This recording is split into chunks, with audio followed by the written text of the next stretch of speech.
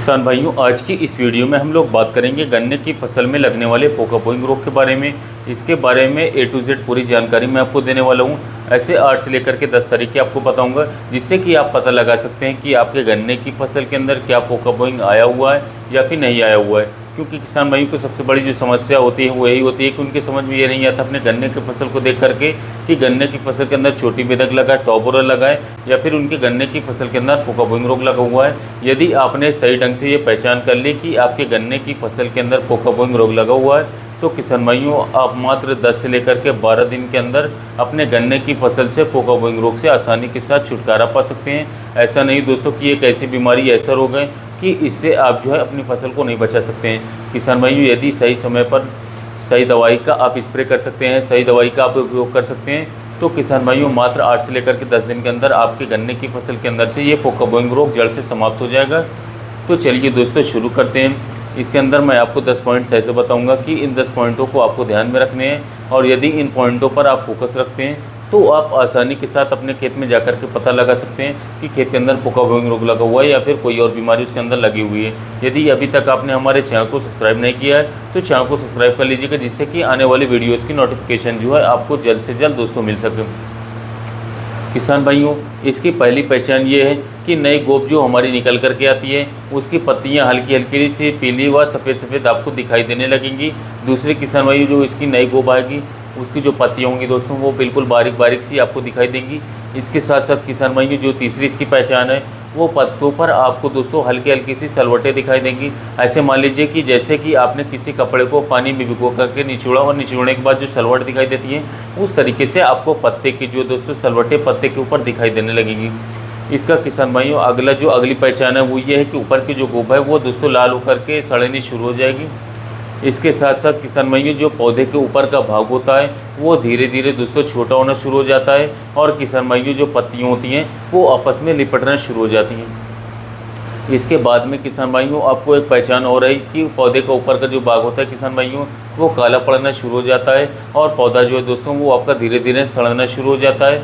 और इसकी यदि मैं आखिरी स्टेज की बात करूं दोस्तों, सबसे मुख्य स्टेज की पत्तियां बिल्कुल मतलब ऊपर का जो भाग है वो बिल्कुल काला पड़ जाएगा, सड़ जाएगा, और बिल्कुल आपके पौधे की जो ग्रोथ होगी दोस्तों वो बिल्कुल भी रुक जाएगी।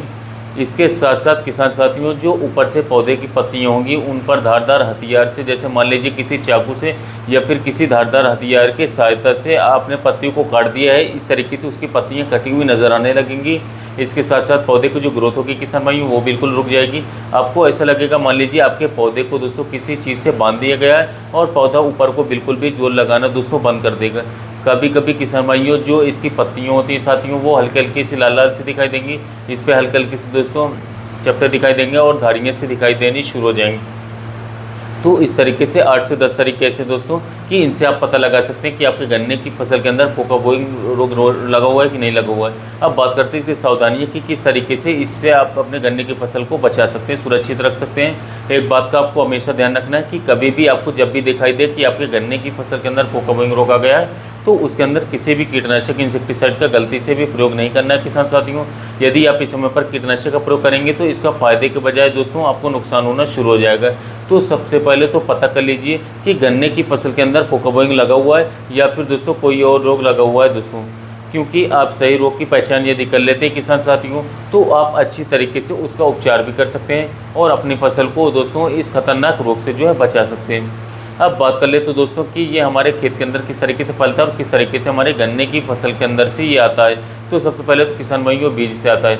जो हमारे गन्ने की फसल का बीज होता है, जब हम उस बीज को लेते हैं तो हमारे खेत के अंदर दोस्तों बीज के अंदर यदि ये रोग लगा हुआ है तो ये हमारे पौधे गन्ने में आना ही आना है साथियों। दूसरा किसान भाइयों, मान लीजिए कि आपके आस पड़ोस के खेत में यदि यह रोग लगा हुआ है तो ये हवा की सहायता से भी किसान साथियों एक खेत से दूसरे खेत में चला जाता है। तीसरा किसान भाइयों, ये जब आपके खेत के मान लीजिए 4 से 5 पौधों के अंदर है और आपने अपने खेत की सिंचाई कर दी तो सिंचाई करने पर ये एक तरफ से दोस्तों दूसरी तरफ खेत में फैल जाएगा और इससे भी ये पूरे खेत को दोस्तों ये बेकार कर देगा, नष्ट कर देगा। किसान भाइयों, ये जो है ये फफूंद जनित बीमारी, फंगस जनित बीमारी है, इसे आप एक फफूंद कहेंगे। यदि आप अपने गन्ने की फसल के अंदर सल्फर का प्रयोग गन्ने की फसल के ऊपर किया है वो एक समय, तो ये काफ़ी कम मात्रा में आपके गन्ने की फसल के अंदर दिखाई देंगे या चांस लगेंगे। क्योंकि जो खाद के साथ साथ सल्फर जो है फफूंदनाशक भी है, यानी कि दोस्तों आपकी फसल के अंदर फंगस लगती है तो फंगस की भी जो है सल्फर बचाने में मदद करता है दोस्तों। तो इसलिए आप सल्फर का भी उपयोग इस समय पर हमेशा करें। इसके अलावा दोस्तों आप बात कर लेते हैं कि ये रोग कब से कब तक आता है। तो किसान भाइयों लगभग जो है जून के महीने से लग करके दोस्तों ये अगस्त तक आपके महीने में दोस्तों चलता रहता है। जून जुलाई अगस्त में दोस्तों या 3 महीने काफ़ी ज़्यादा क्रूशियल टाइम रहता है, पोको भी लगते हैं। सबसे बड़ी बात ये बारिश के मौसम में खेत से दूसरे खेत में भी दोस्तों लग सकते हैं। अब बात करते हैं कि दोस्तों इस रोग से मतलब कि इस रोग से बचने के क्या क्या तरीके हैं, क्या क्या उपाय दोस्तों, कि आप कौन सा स्प्रे जो है किस समय पर कितनी मात्रा में करें, कि मात्र 10 से लेकर के 12 दिन के अंदर आप अपने गन्ने की फसल को जो है दोस्तों इस फंगस जनित बीमारियों से जो है बचा सकते हैं। तो नोट कीजिएगा दोस्तों, अच्छी तरीके से समझ लीजिएगा। जो मात्रा जितनी डोज में मैं आपको इस डोज में बताऊंगा उतनी मात्रा आपको लेनी है दोस्तों। मैं विश्वास दिलवाता हूँ आपको कि आप भी अपने गन्ने की फसल के अंदर अगर पोका बोइंग रोग लगा हुआ है तो मात्र 10 से 12 दिन के अंदर आपकी फसल से दोस्तों ये बहुत ही नाम मात्र ये बचेगा, बिल्कुल भी खत्म हो जाएगा।